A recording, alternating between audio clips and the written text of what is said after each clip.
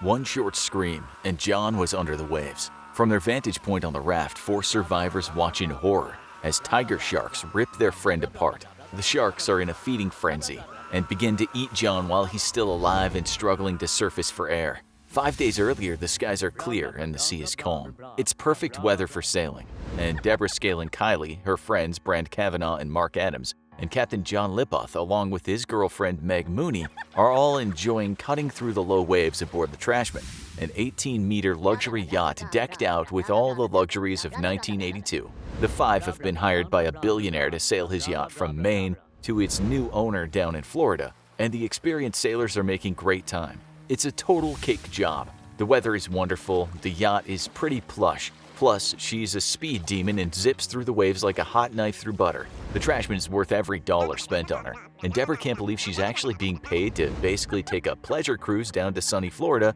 with some of her closest friends. The group is having a blast and thoroughly enjoying their adventure, sailing through the first night and into yet another perfect sunrise. But later in the day, clouds start brewing. At first, the group thinks it'll just be another late-season storm, some wind, some showers, rough seas, but nothing of any real concern. Plus, the crew is made up of veteran sailors, trained and experienced in handling stormy seas. The calm waves begin to grow as the rain pours down and wind gusts. Normally 6 to 8 feet, the waves are now peaking at 20 feet.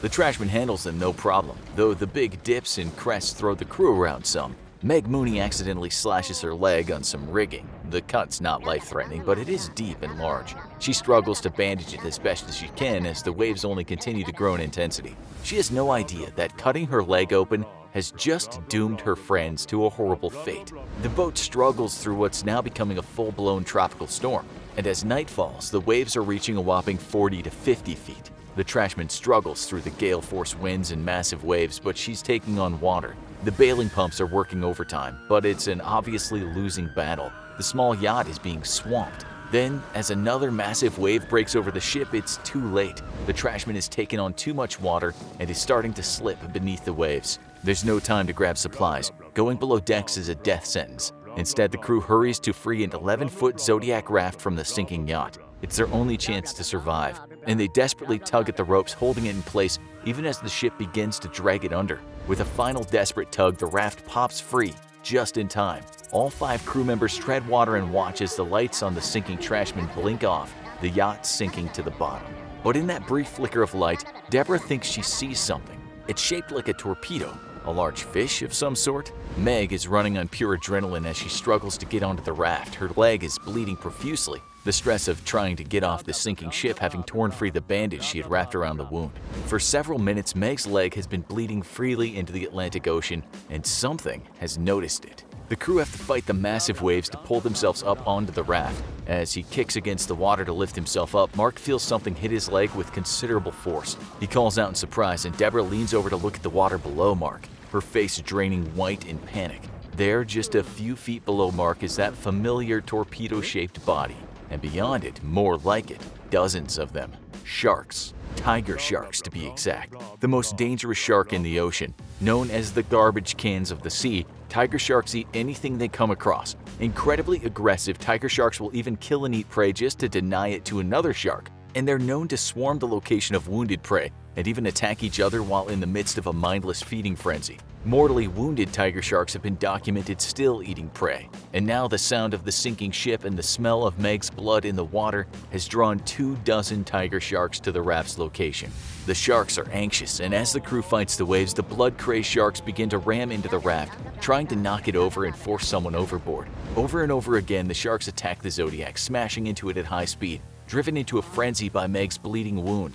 Luckily for the shipwrecked 5, the storm eventually blows itself out, as do the sharks, and as dawn comes, the sea is calm once again. But as Deborah and her friends look out across the waves, they see dozens of fins cutting through the water. The sharks are still there. And to make matters worse, there's no sign of land or another ship, and they've been blown into the Gulf Stream off the coast of North Carolina, into a lane of ocean rarely frequented by normal shipping. They didn't even get a chance to radio off a mayday before the ship sank, and there's no rescue beacon technology in the early 80s. In fact, the group of 5 has absolutely nothing with them but the clothes on their backs. No food, no water, an ocean full of sharks, and nobody knows the Trashman has sunk. The group tries to keep each other's spirits up. They know they're off the coast of North Carolina somewhere, and the east coast of the United States is one of the busiest stretches of ocean in the world. It's only a matter of time before somebody spots them, be it a merchant vessel or even a US Navy ship. They feel relieved at first, but Meg isn't doing very well. She's lost a lot of blood, but even worse, it's clear her wound is becoming infected. Even now, it's turning purplish and bruising. And the sight of the fins in the water is an ever-constant reminder of what lurks just past a few inches of hard rubber raft. Dawn of the second day stranded at sea. Dehydration is starting to take a serious toll on the crew. There's no cover from the sun above their heads, and now Deborah and her friends are wishing for a new storm. At least then there'd be cloud cover to shield them from the brutal sun's rays, and even better, sweet, sweet rainwater to drink. The five are growing weak and hungry, but dehydration is getting the worst of them. Meg's wound is definitely infected, and she's growing very sick. There's nothing they can do for her. There's no food, no water, no medical supplies, nothing but their rubber raft and the vast open ocean all around them. Also, the sharks. Incredibly, though their numbers have dwindled somewhat, the tiger sharks have stuck with the raft. It's probably because the water the crew bail out of the bottom of the raft is full of Meg's blood and now pus. They're basically chumming the waters around them, but they have no other option. If they don't continuously bail water, this raft will sink just like the Trashman. By the dawn of their third day stranded at sea, Mark and John can't take it anymore. Dehydration has impaired their judgment, and even as Deborah and Brad pull at them and scream for them to stop, Mark and John lean over the edge of the raft and begin gulping down briny seawater. This is a fatal mistake. The salt-laden seawater might have cured their thirst temporarily, but the ingestion of so much sodium forces their kidneys to work overtime in a bid to expel the lethal salt. Mark and John are actually urinating out more water than they're taking in, exponentially accelerating their dehydration. It only takes hours for the hallucinations to begin. John shouts out in happy surprise when he spots land on the horizon, but there's only one problem. It's a dehydration-inspired hallucination. Brad and Deborah try to talk John down, telling him he's hallucinating and there's nothing out there, but he only grows agitated at the two. Finally, he decides his only chance is to swim for the safety of the phantom shore that only he can see. Weak and severely dehydrated themselves, there's nothing Deborah and Brad can do as John jumps into the water. The sharks have been waiting. They're on him in seconds. One tiger shark strikes him in the leg, sinking his teeth deep into his flesh. John screams and then goes quiet as a second tiger shark then drags him under the waves. John does not surface again. The tigers are feeding with such ferocity that they keep his body under. Deborah turns away in horror. She's too shell-shocked and dehydrated to cry. The only sound is the vigorous splashing of sharks as they snatch up any stray bits of John floating about. They'll eat again real soon. A few hours later, Mark begins acting peculiar. He's clearly unaware of his surroundings. It's as if he doesn't even realize he's on a raft in the middle of the ocean. In fact, he clearly thinks he's back home and he needs to make a run to the store. Just like that, Mark stands up, takes a step, and falls right off the side of the boat. Bam! The force of the attack slams Mark's body into the bottom of the raft. Then another massive blow from below as yet another shark tears into Mark. The raft is pummeled by sharks as big as the raft itself, and the feeding frenzy goes into overdrive just inches underneath Deborah and Brad. Mark is gone, but the sharks aren't. Despite having eaten two of their friends, the sharks continue to circle the raft, occasionally nudging it as if testing it to see if it might sink soon. Deborah and Brad continue to bail water through the rest of the horrible day. Meg, far too sick to do anything. She's hardly conscious anymore. The infection has begun to turn her leg black as it aggressively spreads through her bloodstream. The bottom of the raft is filled with a mixture of urine, blood, and pus, and Meg is now catatonic and unresponsive. As night falls, Deborah and Brad try to get what sleep they can, careful to maintain a grip so a wave doesn't pitch them over the side and into the jaws of the hungry tigers below them. A few hours later, the two wake up from their fitful sleep. It's still dark, but under moonlight it's become clear. Meg is dead. The infection has spread through her body and shut down her organs. The only question is what to do with her.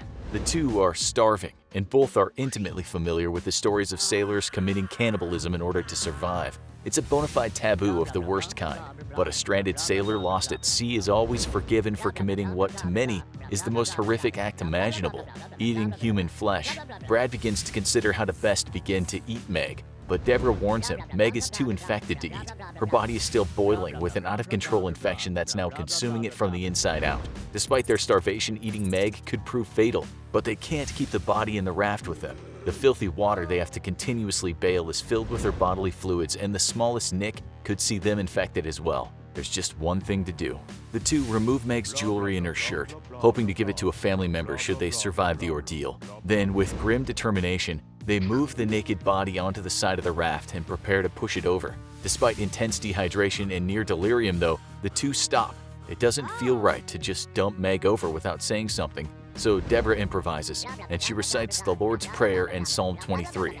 Thou preparest a table before me in the presence of mine enemies. Thou anointest my head with oil. My cup runneth over. Surely goodness and mercy shall follow me all the days of my life, and I will dwell in the house of the Lord forever. And with a splash, they push Meg's body overboard. The sharks were waiting. Physically, mentally, and emotionally exhausted, the two simply roll back over to the edge of the raft and settle into the murky bottom. They close their eyes and drift off to sleep as the sharks devour their dead friend. Dawn breaks on the 5th day. Brad and Deborah are close to death and they know it. Their bodies are covered in staph infections, their mind on the edge of full-blown delirium, even as their organs begin to shut down, and the sharks are still there. Then suddenly there's something on the horizon, a ship. Brad wipes his eyes and looks again, then blinks and looks a third time. He can't believe it, but it's real. And even more incredibly, the distant ship seems to be sailing straight for them. The two leap up to their feet and begin yelling as loud as they can and waving their arms around. Miraculously, a deckhand spots them and begins waving back. A Soviet cargo vessel rescues the two hundreds of miles from the American coast. The ship's medic immediately begins to treat their serious infections as the crew brings them water and food to eat. A few days later, the two will be back in the US where they'll be hospitalized as they recover from their ordeal. But the haunting memory of sharks eating their friends alive will be with them until the day they die. Now, watch I Was Lost at Sea for 76 Days with Sharks Circling, or click this other video instead.